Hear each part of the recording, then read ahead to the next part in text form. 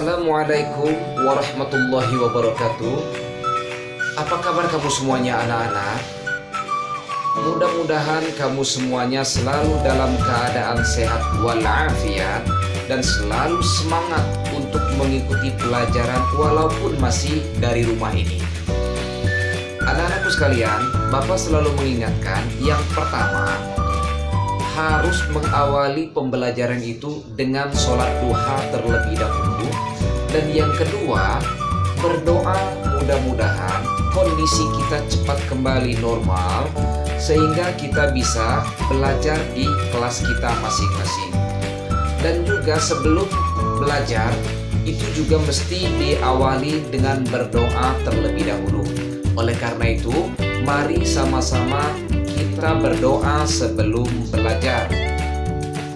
Bismillahirrahmanirrahim. Rabbi zidni ilma warzuqni fahma.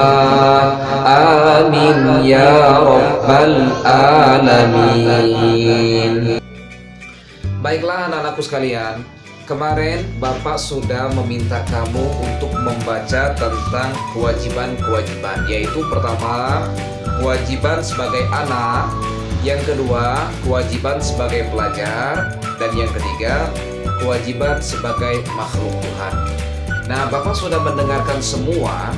Dari hasil bacaan, inti bacaan kamu itu Bapak dengarkan sungguh luar biasa, bagus dan sangat tepat. Akan tetapi, di sini Bapak kembali ingin sedikit menjelaskan dulu tentang kewajiban-kewajiban ini. Yang pertama, kewajiban sebagai anak. Kewajiban sebagai anak yaitu ada beberapa hal. Yang pertama, kewajiban anak di rumah. Kewajiban seorang anak di rumah itu adalah belajar dan juga menghormati kedua orang tua serta taat dan patuh kepada kedua orang tua. Nah, sekarang ini kan kita kan belajar dari rumah. Oleh karena itu, dengan belajar dari rumah ini otomatis bahwa orang tua juga di situ ikut berperan penting. Meminta kamu misalnya, di sini ya Bapak ngambil contoh misalkan Fahri ya. Fahri, di sini ada tugas dari Bapak Heki misalkan. Kamu harus mengerjakan. Nah, kita masukkan kepada kewajiban. Jangan sekali-sekali kita membantah. Enggak bu, malas bu, nanti aja. Atau bahkan kita membentak, atau bahkan mungkin kita melawan kedua orang tua kita. Itu tidak boleh, ya. Nah, dengan adanya kewajiban ini, maka kita mesti berkewajiban. Misalkan kita diminta untuk mengerjakan tugas, diperintahkan oleh orang tua, dinasihati oleh orang tua, kita tidak boleh melawan. Kita harus taat dan patuh terhadap perintah orang tua yang diajarkannya secara benar. Ya. Yang kedua, yaitu kewajiban sebagai pelajar. Kamu semuanya saat ini masih dalam keadaan seorang pelajar. Jadi kamu mesti berkewajiban, itu baik di sekolah ataupun saat ini masih berada di rumah, kamu tetaplah seorang pelajar. Kewajibannya itu mentaati peraturan di sekolah serta tetap menghormati guru. Loh, kami kan di rumah Pak, bagaimana kami mau mengikuti peraturan sekolah? Contoh kecil, peraturan sekolah yang dimaksud walaupun sekarang dari rumah, tetapi peraturan-peraturan sekolah tetap terpakai.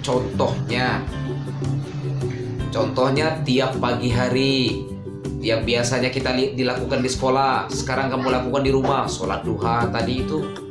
Lalu yang kedua, barangkali yang sudah ditetapkan tahfiz-tahfiznya, itu pun tetap dimurojaah, dibaca dan dihafalkan, lalu disetorkan ke guru yang bersangkutan. Dan taat kepada guru. Bagaimana taat kepada guru? Contoh juga, sekarang ini dengan adanya video Bapak yang sudah kirimkan ke kamu, anggap saja bahwa kamu sedang berhadapan langsung dengan Bapak. dan mendengarkan baik-baik tentang materi-materi yang disampaikan, ataupun juga dengan guru-guru yang lain. Didengarkan baik-baik, ya. Nah, artinya harus tetap taat peraturan sekolah dan tetap menghormati guru. Itu kewajiban sebagai pelajar. Dan yang ketiga, yaitu kewajiban sebagai makhluk Tuhan. Seperti dalam bab-bab yang lalu, kita membicarakan masalah Tuhan. Kita mesti sayang dengan hewan, maksud Bapak. Kita mesti sayang dengan tumbuhan, dan kita juga mesti sayang dengan sesama manusia. Itu semuanya adalah makhluk Tuhan. Kita juga sebagai makhluk Tuhan. Sebagai umat yang beragama, kita mesti melaksanakan perintah Tuhan dengan agama kita masing-masing. Alhamdulillah, kita semuanya beragama Islam. Nah, artinya kita harus melaksanakan perintah Tuhan kita sesuai dengan agama kita, yaitu yang pertama, sholat 5 waktu wajib hukumnya.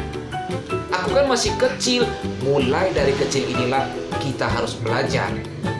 Kita juga berkewajiban untuk saling menyayangi antar makhluk Tuhan yang lainnya. Seperti yang Bapak sebutkan tadi, ada tumbuhan, ada hewan, dan juga terhadap sesama manusia. Kita harus saling menyayangi, ya. Nah, baiklah anak-anakku, sekarang kita lanjutkan. Kita melompat langsung ke halaman yang ke-100. Coba kamu perhatikan di halaman yang 100 itu, di situ ada wawancara antara Cika dan tugas. Nah, sekarang tidak perlu Bapak bacakan. Sekarang kita cari tahu dulu apa arti daripada wawancara. Wawancara itu adalah merupakan percakapan antara dua orang atau lebih.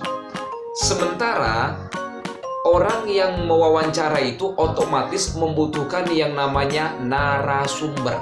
Apa itu narasumber? Narasumber itu adalah orang yang memberi informasi kepada si pewawancara. Sekarang Bapak memberikan tugas kepada kamu yang di halaman 101 itu tentang wawancara juga ada cukup 3 pertanyaan saja. Nah, nanti formatnya seperti di situ ya, di halaman 100 itu. Nanti formatnya ada tempat, ada waktunya jam berapa, dan narasumbernya siapa. Yang kamu tanyain itu siapa misalkan. Pertanyaannya apa saja? Nah, sekarang Bapak tentukan ya. Kamu mewawancarai ibu kamu. Yang pertama, pertanyaan pertama. Catat ya pertanyaan pertama. Bagaimana pendapat ibu dengan keadaan belajar dari rumah?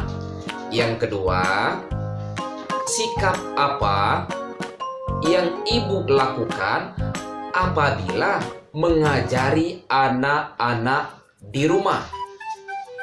Yang ketiga, harapan apa yang ibu inginkan terhadap pembelajaran yang lebih efektif lagi? Nah, itu ya. Nah, nanti formatnya seperti ini. Ya, formatnya seperti ini. Dan Bapak minta kali ini wawancara kamu itu bentuknya bentuk video. Bapak minta sekali lagi bentuknya adalah bentuk video. Nah, baiklah anak-anakku, ini saja dulu pembelajaran kita pada pagi hari ini. Assalamualaikum warahmatullahi wabarakatuh.